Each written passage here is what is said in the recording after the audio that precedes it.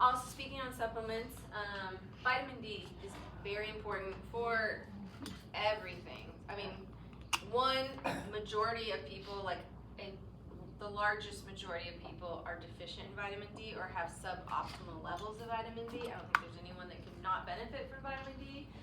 But there is also connections to dementia and brain health. So there was a meta-analysis conducted in 2017 showed that the vitamin D concentrations that were under 25 when they test you, usually the range of normal is like 30 to 100.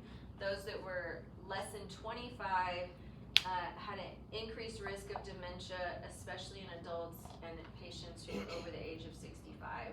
There are several studies that show a link between vitamin D and depression. Studies show low levels of serotonin and increased calcium in the brain are seen with depression, and we know vitamin D reduces the neuronal levels of calcium that drive depression. So it's another one with brain health. And then the 2014 study conducted a study which showed that vitamin D regulates the release of nerve growth factor, which is an essential molecule for neuronal survival in the brain. We want our neurons to survive in our brain. And so vitamin D is really important. Now, yes, go ahead. So you mentioned deficiency of D3 and optimal. What do you consider optimal? Optimal is 60 to 80. Okay. Sometimes people need to be 80 to 100 in a therapeutic range, but aim for 60 and above is ideal. 60 what? So it's nanomoles per deciliter. How The do way you, they test it. you'd have to get tested again. Yeah. That- They'll give you another test. nanomoles blood blood test. test. Blood test. It's a blood test. Blood test. Anytime you get a blood test at your doctor's office, if you have the opportunity, ask them, can I add on vitamin D? Most of the time they'll do that for you, but they don't really proactively do that often. Some doctors do, but I find You most have to ask for They don't get it, but if you Yeah. just ask. You've got to advocate for yourself on this one, but it's very helpful to see. And then if you see a lower number, like maybe you're at 30, which is like, you're barely in the category of normal, I would take that as, ooh, that is low. I need to get it up. And studies show that taking 5,000 IUs of D3 a day is an ideal maintenance dose. Most people are recommended to take this RDA, recommended daily allowance of D3, which is like 400 or 500 a day versus 5,000. You'll never get your levels up.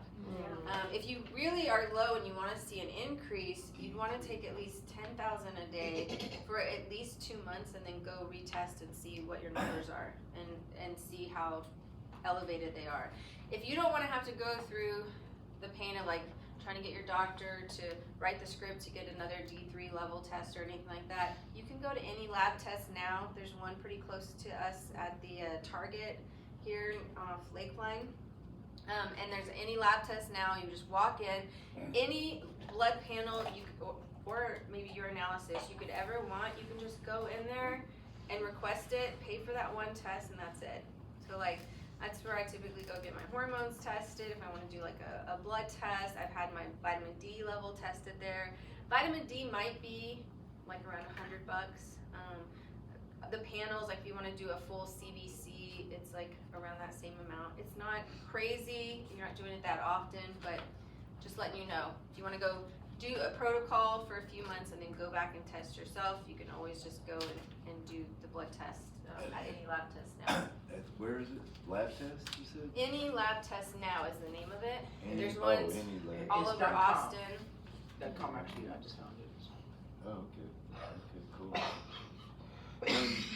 I always The sun will do a lot of this too, right? Or not? yes, so thank you for bringing that up. You can get vitamin D from sun exposure, but you do need a good amount of sun exposure, and I just find most people do not get enough sun. And when we are out there, most of our skin is covered. I mean, you need to be nearly naked for 30 minutes to an hour. the neighbors to will elevate it. appreciate that. I see some of you smile, or exhibitionists. And you can't have sun protection on your skin because that will block the vitamin D production. And there have been some studies of like roofers in Arizona and testing their vitamin D levels, and they had shockingly low levels, but they get a lot of sun exposure. Now they're probably protecting themselves from sun most of the time. So it's always good to get tested and just see where you're at and if you need to. But I always do this like silly test where I say if you want to know if you should take vitamin D, you just have to look at your 2 fingers. Like you should look at your 2 fingers and then put it right underneath your neck, and then if you feel a pulse, you need to take vitamin D. That's how you know. What if you don't feel a pulse? Then you got bigger problems. That is a different discussion. So you guys might know this, but chronic stress actually has been shown to shrink your brain. And that will lead to dementia when you're shrinking your blood volume. And so specifically chronic stress will cause shrinking of the hippocampus, which is part of the brain that's responsible for learning and memory. And then that can lead to more anxiety, being more reactive, being in that fight or flight stress response. And then while that shrinks, it also shows an enlargement of the amygdala, which is the fear center of our brain. So we stay more fear, less memory, less focus, less calm in the body.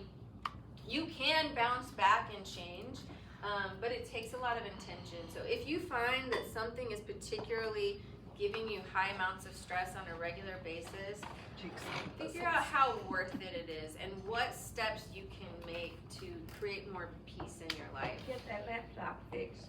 That would give me less stress. You're I right. tell her that quite often. Actually, you're speaking Lindsay's language. She keeps telling me to buy one. I'm like, do you know how much MacBooks are? I might have to do that. But yeah, whatever, if you can get to the underlying cause of that stress and figure out how to decrease it, it's just not worth it, the effects that stress has on our brain. But I also believe in, what was that? A lot of beer will help. Of a beer. Beer. I also believe in focusing on how do I get more peace in my life. It can be easy to focus on all the things that stress us out, but we don't put enough emphasis on what are the things that are bringing more peace in my day. And these are just some things that have really helped other people. Like, I don't know how many, has anybody walked in nature without a headphone on or listening to a I podcast? started doing that. You guys do that recently? That's good. I always have something, a podcast or something going on, and then just like this was a good reminder of like, oh, what if I just go take a walk and I just like listen to the birds in nature? It sounds so silly, but like you find yourself feeling centered and less stressed, and things don't feel so overwhelming all of a sudden.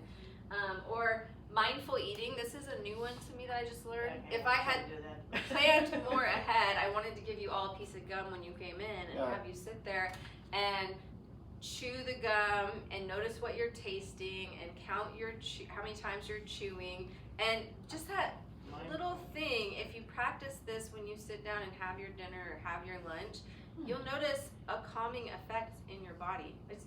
This is how ridiculous life in 2026 is, that things like paying attention and being mindful of your food can actually help you live longer. It's so wild to me, you know, but this is where we are. And then gratitude journaling is really important. If you feel like you're dealing with a lot of stress, start your day with just have a notebook at your bed and write down 5 things as soon as you wake up that you're grateful for. And you'll find your brain starting to go back to that as you think about, as you go through your day. And it's really difficult to be depressed and thankful at the same time. It's like our brain just cannot do both of those things well at the same time. So it really does help in those ways. And then also, I think something that isn't talked about probably enough is to practice self-compassion. If you had a friend that talked to you like you talk to yourself, you probably would not be friends with that person, or at least for most people. And so less criticism and more compassion is a really good place to start. That's important also. Unlike self-criticism, which asks if you're good enough, self-compassion asks, what is good for me? And when we have more self-compassion, we start taking more healthy steps in taking care of ourselves and get all the benefits that come with that.